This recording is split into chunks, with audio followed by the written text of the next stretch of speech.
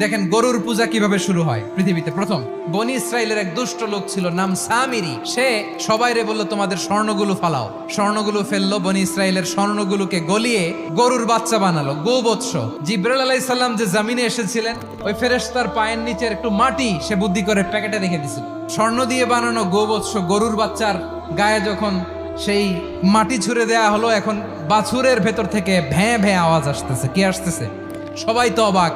সামিরি বলে, আরে তোমরা যে 70 জন দিয়ে মুসা আলাইহিস সালাম রে পাঠাইছো, ওইদিকে এত ঘুরতেছে, আল্লাহরে খুঁজে পায় না। আল্লাহ তো এটার ভিতরে ঢুকছে, নাউজুবিল্লাহ। এটার ভিতরে সেজদা দাও। এই সেজদা দিয়ে গেল। হারুন আলাইহিস সালাম তাদেরকে বুঝালেন, শিরক করো না, আল্লাহরে ভয় করো। শুধু এতটুকুই তিনি বুঝালেন, দাওয়াতি কাজ পালন করলেন, কিন্তু প্রতিরোধ করেন নাই। এই ঘটনা থেকে শিক্ষা কি? শিক্ষা হচ্ছে, আপনি শিরকের আড্ডাখানা দেখলেও বৃহৎ স্বার্থে তাওহীদের দাওয়াত দিবেন। প্রয়োজনে আপনি ঐক্য নষ্ট করবেন না। সুবহানাল্লাহ পড়বেন না?